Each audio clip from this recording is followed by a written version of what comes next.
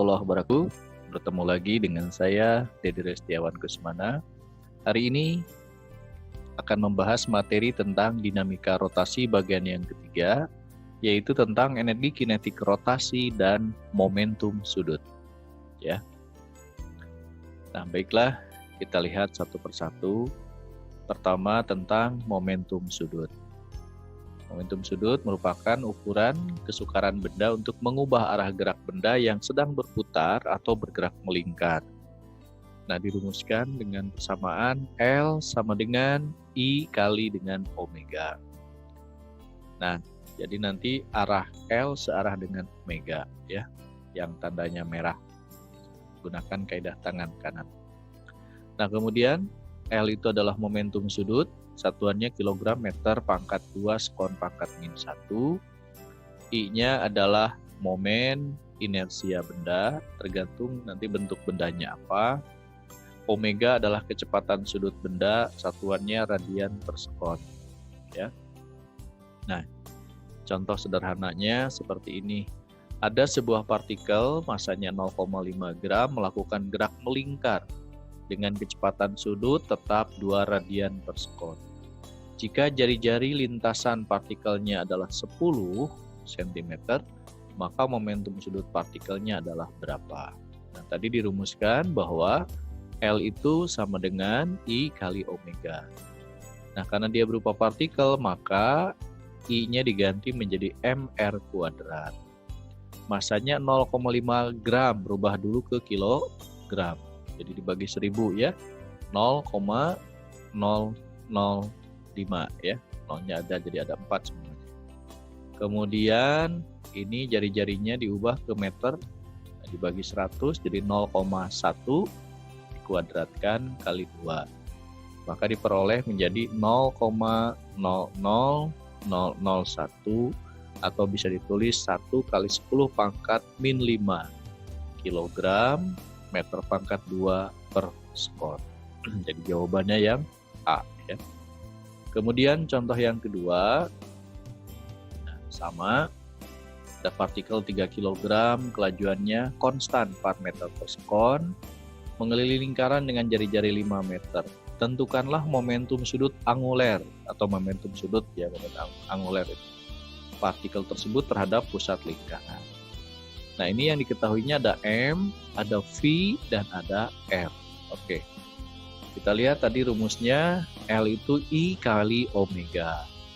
I-nya adalah mr kuadrat kali omega. Omeganya bisa diganti ya. Jadi ini kan R pangkat 2, pindahkan ke sini 1. Omega kali R itu sama dengan V ya, sama dengan kecepatan linier. Maka rumusnya mRV. Tinggal dikalikan ya. 3 kali 5 kali 4. Jadi sama dengan 60 kg meter pangkat 2 per sekon. Nah, itu contoh yang kedua. Selanjutnya, ada yang disebut dengan hukum kekekalan momentum sudut.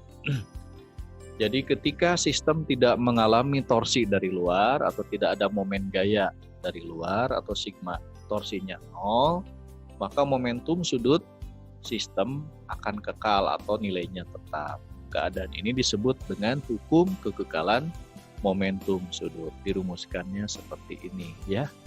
L0 sama dengan L, atau boleh L1 sama dengan L2, atau L sama dengan L aksen sama. Maksudnya adalah kondisi awal sama dengan kondisi akhir ya. Atau boleh I0 L omega 0 I kali omega. Nah, oke. Suatu aplikasi menarik dalam hukum kekekalan momentum sudut diterapkan pada peloncat indah. Untuk mempercepat putarannya, peloncat indah akan menekuk tubuhnya untuk mengurangi momen inersia dan mempercepat kecepatan putaran. Selain peloncat indah, aplikasi menarik dapat dilihat pada menari balet.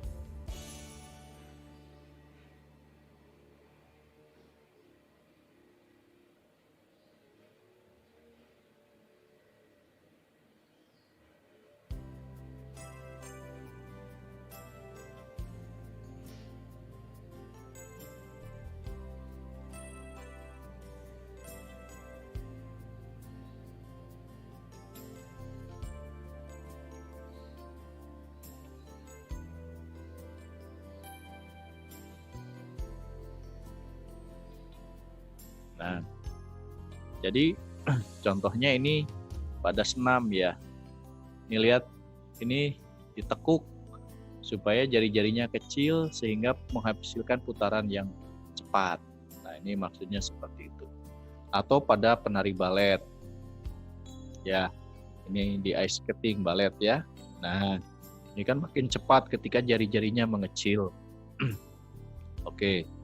Nah, ini gerakan-gerakan pada tarian balet. Ya.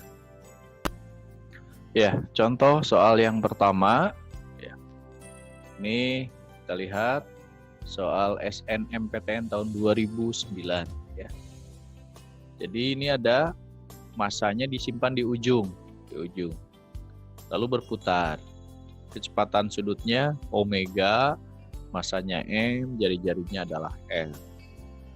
Kemudian si benda ini digeser ke tengah, sehingga jari-jarinya menjadi R/2, mendekati sumbu putaran. Nah, berapa kecepatan sudutnya berapa? Ya, sekarang kecepatan sudutnya berapa? Nah, tadi kita gunakan rumus hukum kekekalan momentum. Nah, ini kondisi awal sama dengan kondisi akhir. Nah, jadi ini kondisi awalnya mr² kali omega.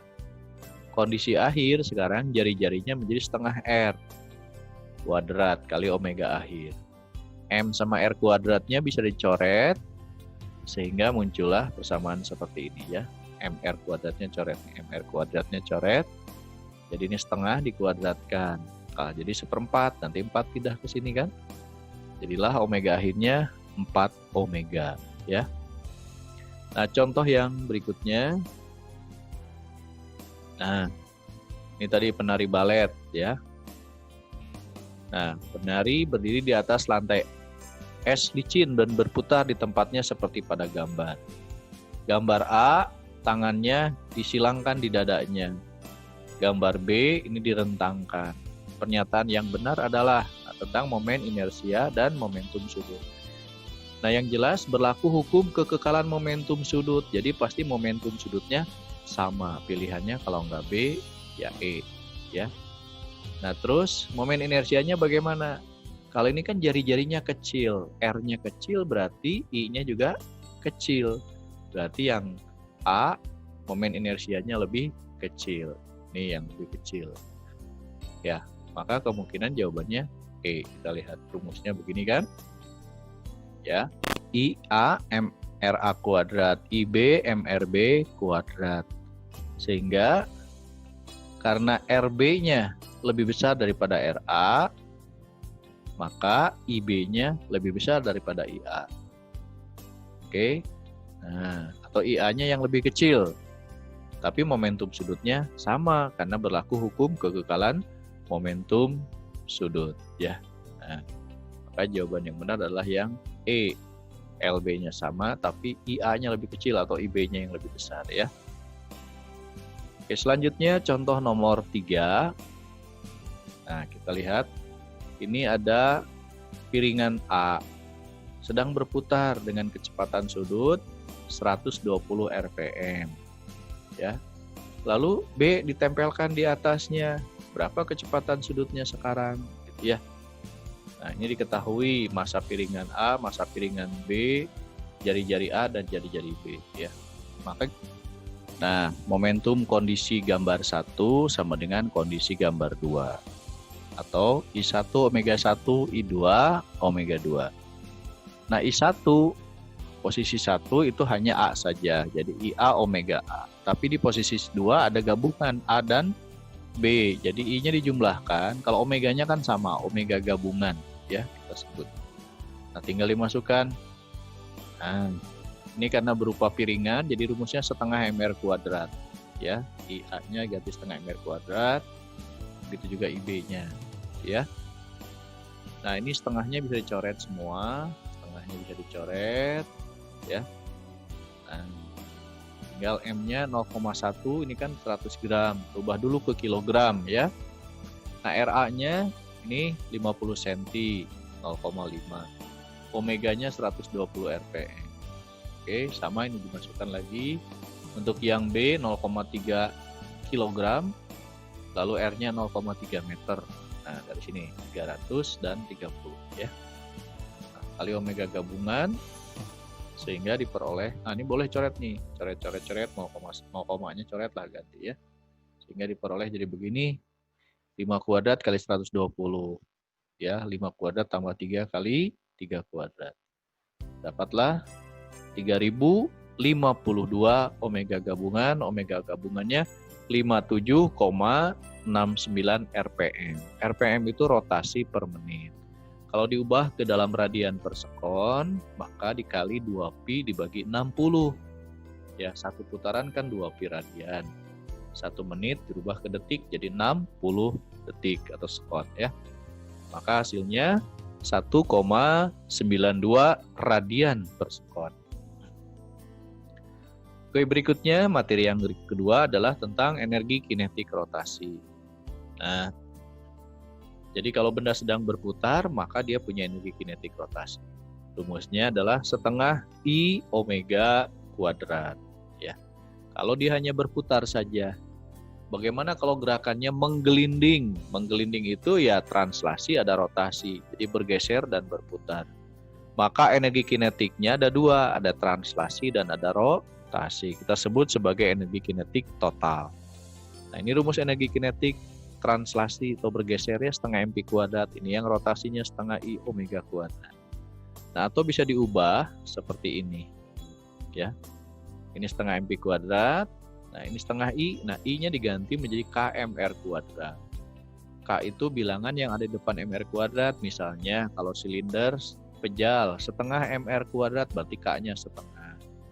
Kalau bola pejal 2/5 mr kuadrat berarti K-nya 2/5. Itu contohnya. Kemudian omega itu bisa diganti jadi pi per r. Ya, karena pi omega kali r kan. Nah, lantas ini r kuadratnya bisa coret. Ya. Sehingga bisa dituliskan seperti ini. Ya. Setengah mp kuadrat kan kali 1 berarti ya. Setengah ini ada K-nya. mp kuadrat kan r-nya dicoret habis. Maka jadilah setengah mp kuadrat 1 plus K dikalikan. Ya. Oke, nah itu energi totalnya. Nah, kita lihat nih kalau bola menggelinding dari ketinggian tertentu, misalnya tingginya A. Nah, berapa energi kinetik rotasinya dan berapa kecepatannya saat ada di dasar bidangnya. Nah, kita gunakan prinsip hukum kekekalan energi saja. Jadi di titik tertinggi dia punya energi potensial, di bawah dia punya energi kinetik. Maka jadilah MGH sama dengan setengah mp kuadrat dikali 1 plus K. Karena dia gerakannya ada dua, ada rotasi dan translasi. Ya. Nah, di setengah mp kuadrat 1 plus K. Karena ini energi kinetiknya adalah total. M-nya dicoret. Ya. M-nya coret, maka H OV kuadrat kali 1 plus K dibagi 2G. Ya kan? G-nya pindah ke bawah. Kalau dicarinya V, ya berarti V kuadrat, ini 2GH pindah ke sini, 1 plus K pindah ke bawah, maka V-nya menjadi akar. 2GH per 1 ditambah dengan K. Ya. Ya baiklah, kita lihat contoh soal yang pertama. Ini soal SBMPTN tahun 2014 ya. Silinder berongga, masanya M, menggelinding. Ya, laju translasinya V, energi kinetik silinder berongga tersebut sebesar berapa? Ya.